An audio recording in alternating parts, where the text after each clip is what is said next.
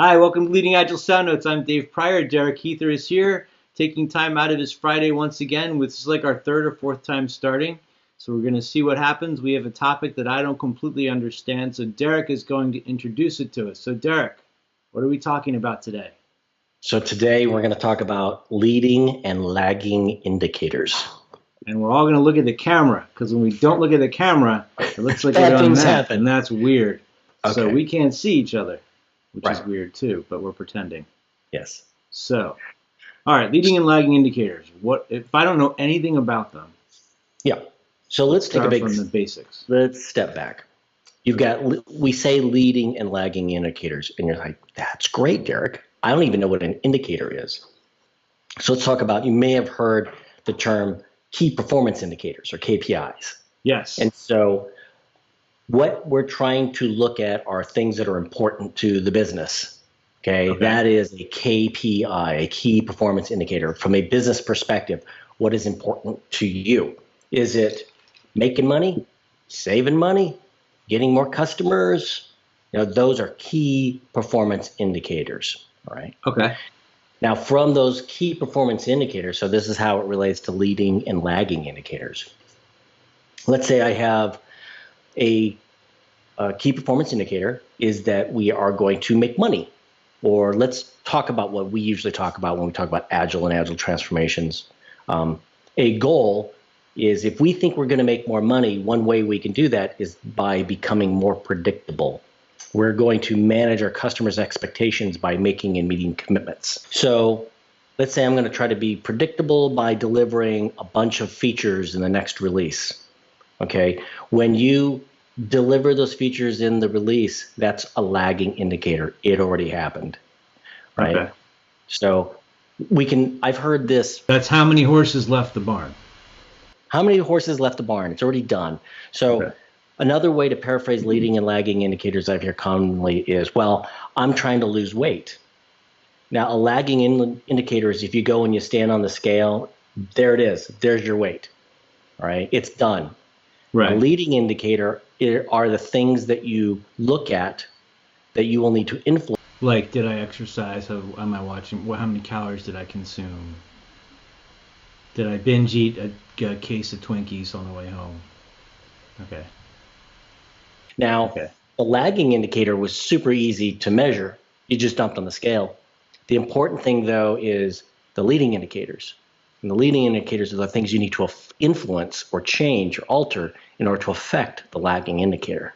So you said in the beginning that you want to know if you're going to make money or more money, increase your revenue. And so there's certain indicators that you would look at, like predictability. And I understand that, but I also think there's a bit of a leap there. The assumption is if I become more predictable, then I will make more money. But that's not necessarily true. So the thing that I wanted to touch on, what we're looking for are like indicators, symptoms, or different things that give us a sense of, does it look like these things are going to happen, right? And the only way to know that they've happened is with the lagging indicator. Did we actually increase our throughput? Did we actually make money? Whatever. Did I lose weight? So you're actually going down the right path. So the question is the indicator actually aligning with the goal? Does it actually answer the question? I believed that predictability will help increase revenue. Okay, well, I believe that there is a relationship there, but again, it's a whole other conversation to verify if indeed predictability is influencing or affecting profitability. But as for today's conversation, it's all about what we can measure and what we can improve and what should we be looking at, what should be the goal. Okay.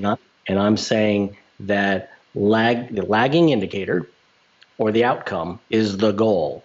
And the goal in this case might be items being delivered in a release or making happy customers or something like that. And so if there are things that we can do to influence that lagging indicator, well, then we identify the things that will influence, and then we have to identify how we're going to measure it. All right. And so, following me? Yeah. Okay. So So that's something that recently I submitted a talk for Agile 2018 around it, wrote a blog post on it. We're talking about it today. I think it's super important that people realize that, there are a lot of indicators out there and not to focus on the wrong things. But that's the trick, right? It is Because the if you trick. say to somebody coming from the traditional side of the house, you need to look at your leading indicators, they're going to be like, okay, well, I need to know that my utilization is 100%, that everybody's working on at least 7 projects, that we have the entire pipeline full for the next 18 months, and we have no slack to handle any more work, because that way we know everybody's maxed out. We're going to get everything. Right. And But that's all wrong. they're right. They're under the assumption that those leading indicators will positively influence that lagging indicator, which they believe is going to be productivity. Okay. So what we're looking at is, what really they should be looking at is the leading indicator is that is their system balanced? Is capacity and demand balanced? Not are you maximizing your utilization? That's the wrong thing to be looking at. Unless, of course, it is we're not overutilizing our people. Maybe Well, it's answering a different question. It's answering the question Henry Ford was probably asking. It's not answering the question we have of knowledge workers who need slack to be able to learn and recover. Right? Say that again for me. So if the whole utilization stuff comes out of Henry Ford and all the work that was going on in the factories when I'm totally spacing on the guy's name, the measurement guy.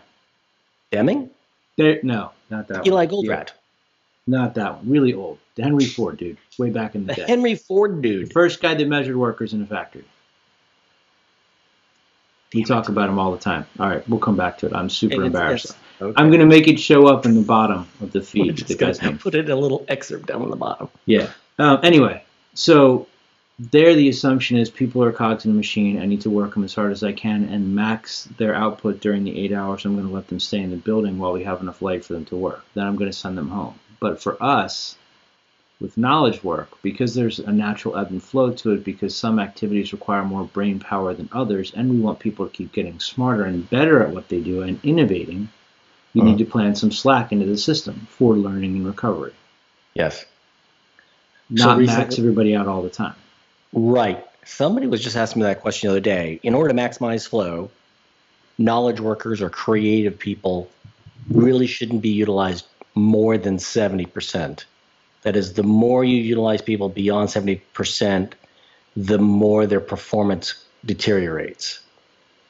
And so to your point, we do want to, maybe utilization is an important leading indicator when it comes to knowledge workers, but that we know that anything beyond 70% becomes more and more of a bad thing.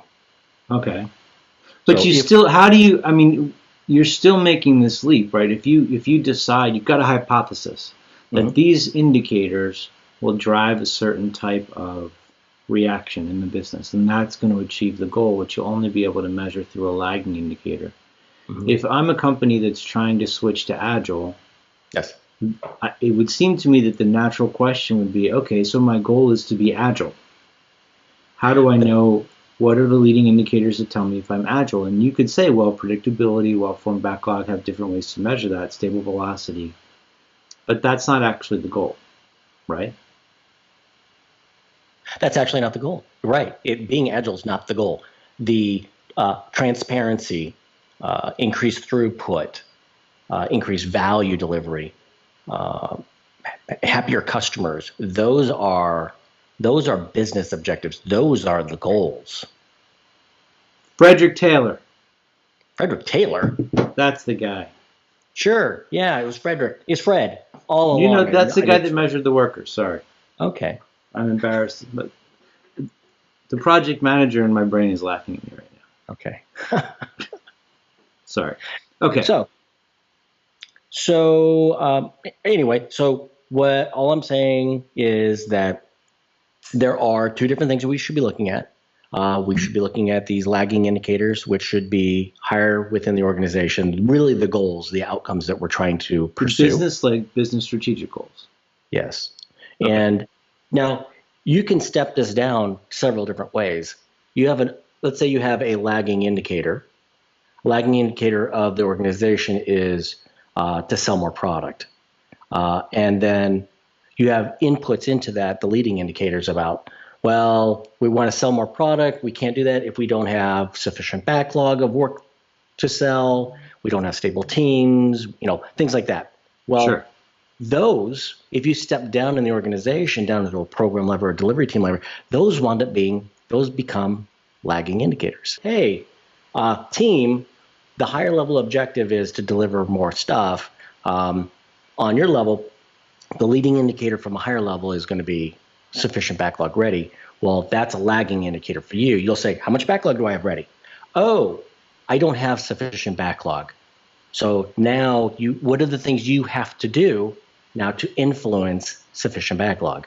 I need to do backlog grooming more often, or reprioritize my backlog, But whatever it isn't might there be. another step in there? I mean, don't you need to, like, if you're talking about sufficient backlog, you've got to figure out what sufficient backlog actually is, and you've got to figure out what the impact of not having it is. So you've got Right. to make mistakes there twice at least before you can realize that this is a valuable leading indicator. Right. So there are going to be experiments. You do need to run experiments within the organization to even validate that these are the appropriate measurements. Okay. So you'll go into it saying, we believe that by having more backlog or having this much backlog, Yeah. that we will increase throughput or increase flow through the system of delivery, or it'll have some other outcome. Sure. Then the intent is, hey, at the end of the sprint or at the end of the release, well, did it have the effect that we expected it to have? Well, maybe we're measuring the wrong thing. And this is where you'll hear other people comment about vanity metrics. The intent Like is not what? just vanity metrics.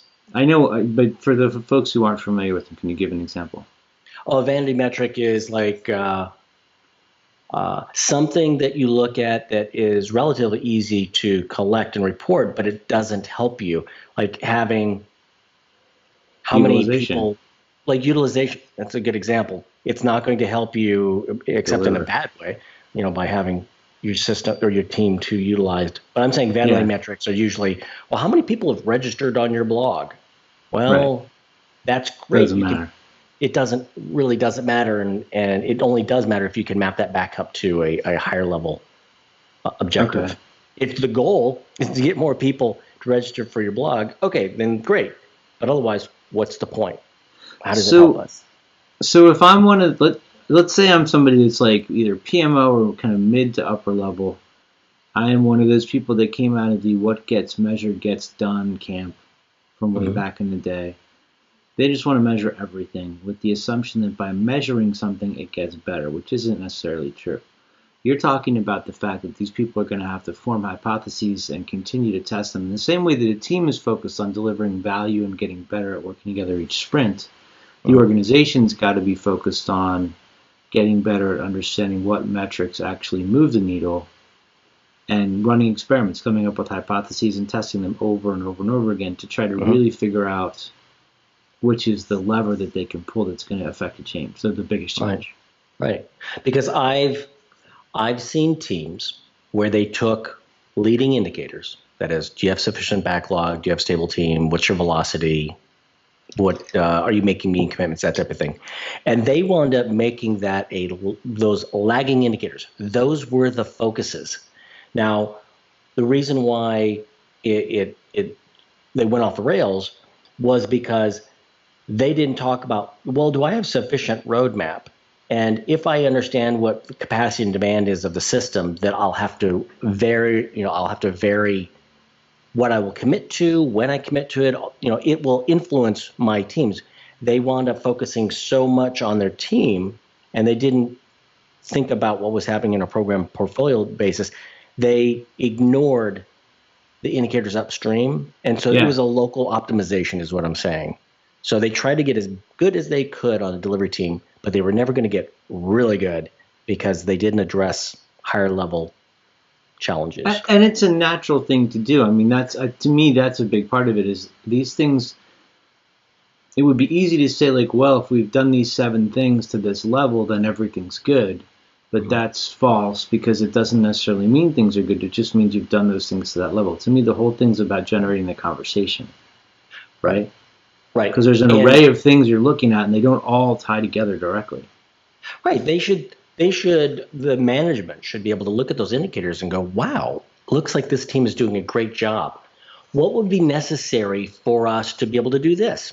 And it doesn't directly relate to that team. The team is just what's making it possible. And so if they say, well, your metrics look great, again, that's not the goal, but these metrics look great, but I need more out of this team. What can we do to get more out of that team? Well, then the metrics are just kicking off that conversation. Okay. I don't believe that they're measuring, unless they're measuring things above that team on, say, rate of delivery or deployment or delivery to the customer. If this team is doing great, but the customer is still not getting enough, well then, what can we do here that is going to affect the lagging indicator of the customer getting more stuff? So if I'm in a PMO and I'm trying to come up with things that I can report onto the upstairs, the lagging indicators would be valuable, I would think. The leading indicators would be something that I would want to be working with teams on to help them figure out what are the things that we can measure that give us any awareness of whether it's going to rain tomorrow or we're going to do really good or there's other things about to snap in half. Right? Yeah. Right. I remember, again, my PMO background as well. Think of it, we've committed to deliver this project. Are we on schedule? Are we on budget? We've already committed to the scope. And so the lagging indicator is going to be, on this date, at this budget, do we deliver what we committed to deliver to? The leading indicators are going to give you insights to say, wow, we're burning the budget pretty hot right now. What are we going to do about it before it's too late? Or we're behind schedule right now. I can see that we're not meeting our commitments as we're progressing. What are we going to do about it while we still have time to respond? Because if you don't look at those leading indicators, you have that mythical man-month conversation of, oh, we're at the end of the project. Let's just throw a lot of people at it and it'll solve the problem. Right. And it won't. And so the leading indicators should give you insight, that now is the time to make some changes and some experimentation to try to get us back on course. But again, these are experiments. Sometimes it works and sometimes it doesn't. But have a very controlled experiment around, we're going to adjust this knob or we're going to pull this lever, and we believe it'll get us back on track.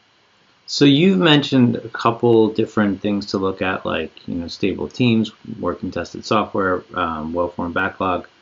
Are there other things that, let's try to take it at sort of like a beginning level and maybe a medium and maybe an advanced level if you know that, since you're focused on metrics so heavily now. That is a big part of your job, right? The tooling thing. So what are things that companies either should look at that they might not think to look at, or what are they? What are the starting places for these different levels? So I look at it as, depending on what your organization is wired for, are they focused on being predictable, or are they or are they trying to get faster, or are they trying to discover a market? You're going to have different indicators. And so let's say I'm trying to be predictable. Or traditional organizations we're saying, on the customer on this date, we're going to deliver this new feature. So the lagging indicator, a primary lagging indicator is, items delivered on the date. That's a lagging indicator. But I have really two primary leading indicators that I look at. I'm looking at the plan completion, that is, as we're going toward the release, are we delivering the things we said we were going to deliver? So what's the ratio of that? And the other one is the variance of the velocity tracking toward that release. And the reason why is... Wait, I want to do that again so I can cut it in. Okay. Because you're talking about earned value, Derek. No. We're not talking about earned value. Okay, maybe a little. It does sound a lot. So earned value is a leading indicator. Unfortunately, people use earned value. but okay, let's take it at a pure level. You were just talking about, we're tracking towards a release, how much of it's done, and how much schedule variance do we have. Those are the basic foundations of earned value. Earned value was a good leading indicator until Right. they used it to get more. Evil. It was just evil. It became evil. It did. I mean, again, I've seen groups that they used it in order to secure more funding. They actually didn't deliver more. They just used it as a mechanism to get more funding instead of But at a core level, at a core level. am I going to make the release? Mm-hmm. How good is my planning? That's what you're talking about. Right, because we might have to adjust the plan. The intent is Or that how we want to accurate get. is my planning? Well, yeah. What we want to do is get the customer the most valuable things, within the release. And these leading indicators will let us know earlier rather than later if we will be able to meet those commitments, and we can then have a conversation with our customer. Okay. Now those I call primary leading indicators. Now, the thing is there are things that impact or influence those leading indicators, and that's where, like, do we have sufficient backlog? If we don't, we're never going to be able to meet our commitment. If we don't have a stable delivery team, we'll never be able to meet our commitment. What about blockers or dependencies, technical, business, organizational dependencies? If we do, we'll never be able to meet our commitments. And so the earned value, those are primary leading indicators, but all these other things are impacting those. Okay. So to my point, remember I said that the velocity variance and plan completion were leading indicators? Yeah. Those are actually lagging indicators when you think of those secondary leading indicators. So something can be both. Yes. A floor wax and a dessert topping. That's right. Okay. It just depends on, it's all perspective. Okay. So within the team looking at a sprint, their velocity is a lagging indicator. For the organization and whether or not we're going to make the release or we have enough people working on the project, it's a leading indicator. Yes, sir. Okay. Yes.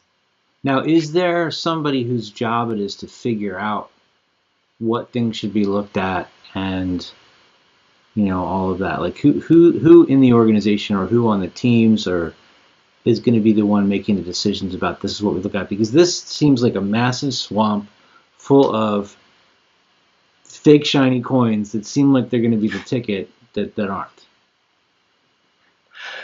So do you mean, I look at leadership as primarily responsible. They are the ones who are primarily responsible looking at this, but then are you referring to Scrum Masters or product owners? If it's traditional leadership, right?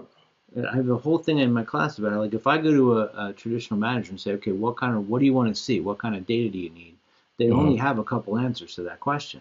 They want that stoplight report, their utilization report, their Gantt chart, and there's like one or two other things that they've always gotten. So if I ask them what indicators you want, the answers they have are answers to the wrong questions. Correct. So then I might go to the teams and say, well, what do you guys want? And like, we want to know our velocity. We want to know that we have 3 sprints worth of backlog lined up, whatever. Okay, that works for them, but it doesn't feed the company. So who helps management, and maybe there's no answer to this. Right. Who would I turn to if I'm somebody in a company listening to this thinking, yes, that totally makes sense. Whose job is it to figure this out?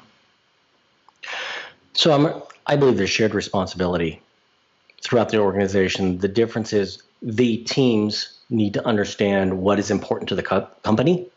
Okay. All right.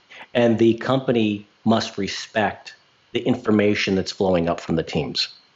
Okay. So as long as we can all agree, I'm going to say if the team understands the goal, the high level vision, the goal, and the higher level management executives respect the information that's flowing up from the teams, what's really happening on the ground, I think we can have some balance and we can have a conversation around this.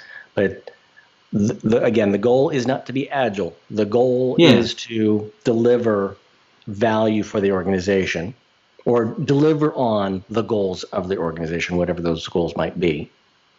And the people on the ground, the delivery team, are the ones who are executing on that vision. Right. So I agree with everything you're saying. Where I'm Mhm. coming at it from is like I don't want to suck up any of the team members' time trying to figure out what the executives want because they're just saying we're hungry.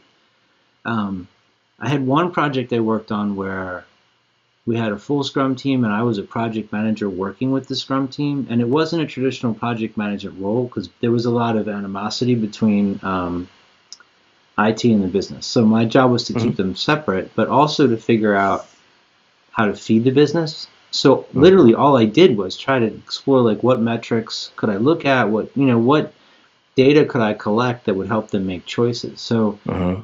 in that capacity, I was totally focused on every single sprint. What experiments can I run in terms of data that I can collect and present to management? What does it tell us about the team? What does it tell the company about the release? Mhm. Um, that took a lot of time and a lot of effort. I guess where I was trying to get to was, is there somebody that I would tap if I'm a scrum master or a PO on a team and say, hey, go figure that out. But it doesn't seem like Other that's a than a separate role. other than a leading agile transformation consultant. I mean, Well, yeah, if you had a coach, they could help you figure it out. But it's not. It's definitely not part of the Scrum team.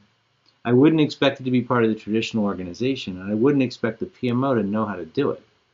well, I don't believe they should know how to do it right away. They have to Okay. be educated around it. But honestly, I on from manually, if someone has a major ALM tool, or Yeah. even if they're using a board, a physical board, 15 minutes of sprint is all it takes for you to get the lagging indicator. I'm sorry, the leading indicators. Yeah. 15 minutes of sprint. I think that is it's worth every minute of that Okay. 15 minutes because it's going to inform management so that they don't ask you ridiculous questions. Because now you can say, our velocity has been stable for the last 3 sprints, and we can deliver 50 points a sprint. If you come at me and say, I need 200 points the next sprint, I'm going to say no, and I'm going to have the data that supports it. I Yeah, might but say, all the but I am. jaded project managers are now going, well, they're just going to inflate their point scale and they're going to totally pad their sprint so it always looks like they're hitting 50. And that absolutely will happen if the team doesn't have safety and they don't respect what the team is providing them. So the Okay. more safety or the more trust this team can build with the data to show this is our reality, and people will then they'll believe the metrics, the less they have to falsify the data. Yeah. It's to But me, it's yeah. it's really interesting because it seems like it's part of a bigger, growing conversation about, if you expand it to safety and things like that. There's lots of things that we agile people like to look at. Traditional people don't necessarily know how to look at or what questions to ask, but there doesn't seem to be any steward of that. Like nobody whose job it is to create experiment maps and run experiments on what data should we track, and that seems Well, like it would be an incredibly valuable role. it's funny because I think it's part of the Scrum Master's responsibility, and Oh, and you I'll tell you do? why. Okay. The reason why I believe it is because I believe it's a Scrum Master's responsibility to improve the system, to always be looking at ways to improve the system and get the most out of their team, and out of the again get the most out of the system of delivery. And so I think it's a responsibility to understand what the team is capable of and inspire them Yeah. and look for Keep ways to them measure the right safe. thing, keep them safe. Yeah. So I think a linchpin of all this is the Scrum Master. I do believe that Okay. they can use the 15 minutes because the 15 minutes can create safety for the team. Okay. Now, I say That might that, require further debate after I finish building my argument, but we can save that for another podcast. okay, all right. Yeah, There's different ways to do it. yeah. Um, it So what are does your seem like thoughts? a. What's that? What are your thoughts? Tell me your Well, thoughts. I guess I just worry about two things. I worry that it's going to distract the Scrum Master. It would be easy for like a PM coming into Scrum Master role to get sucked down the rabbit hole of, no, I'm just going to sit here and do metrics because that feels good. I don't have to talk to people. And I can, whip them over the head with the metrics and tell them they're not working hard enough like Animal Farm. Um, and I can also see where an attempt to create safety and an attempt to also measure all these different things might feel people as though they were being clocked and degrade the safety. And so that's why there's a part of me that's wondering if it needs to be somebody separate from the Scrum team members because they all already have other stuff, and having one of them be the keeper of it is sort of like, well, I'm the fox that's allowed to guard the chickens because I hardly ever eat them. Right, hardly. But there's nobody else to take on the gig, so I guess it's really, either way, you're screwed, maybe. Well, unless you're a really good Scrum Master. Well, if you are in an environment in where you have a manager that is there to get the most out of the team and to help the team and not just drain or bleed the team, then it could fall on the manager. Again, I'm saying you take, and when I said 15 minutes, I'm saying 5 to 7 minutes at sprint planning, you take a measurement, 5 to 7 minutes at sprint review, you take a measurement, you're done. That's your 15 minutes. If the team is looking, if you're looking for, the organization is looking for predictability in order so they can make commitments, then those two primary indicators are all you need. Now, if you're not satisfied with the information that those two, the velocity and the completion ratio, if you're not satisfied with that data and you're wondering, well, why, well, then you need to unpack that and look at the indicators that are impacting those. Okay. So, and that becomes a much broader, a bigger one. Swamp. It's a bigger swamp, and so that's why I said just with two. Start with the two. Okay. If predictability is your goal, now, what if product market fit is your goal? You're going to need other stuff. So it all depends on what the goal is of your team, the organization. I think this should be a workshop, Derek. Actually, I did a workshop for this about a month ago in Michigan. We should do another one. We should. All right. So, do you have any events coming up you want to promote or talk about? It looks like I might be speaking at Under Armour in Baltimore, Maryland, coming up here in the next month or two, and that's actually going to be talking about metrics. Okay. And I also will see. I submitted a couple of talks for Agile 2018, again, around metrics and indicators that your system will fail. But other than that, I am putting something on the blog, the LeadingAgile blog, and my personal blog at least once a month. Okay. And that's about it. And your T-shirts. Tell them about your T-shirts so we can show them a picture of them. So, I've been trying to flex my creative muscle recently, and I've been creating a couple original designs around what's on the inside is really, or what's inside is the quote that I go with. And what it is about servant leaders, entrepreneurs, Scrum Masters. What is it that makes up these people? And it looks like the first group of T-shirts that are actually out on Amazon now. Plug. They're out on Amazon. Put the link in there. We'll put a link in there. And so it looks like a food label. And so you can see Scrum Master. The nutritional label. We'll put a picture of it up on the screen. Yeah. And then they're also out on Cafe Press for journals and coffee cups and things like that. But anyway, so that's what I'm doing between 12 a.m. and 3 a.m. Monday through Friday.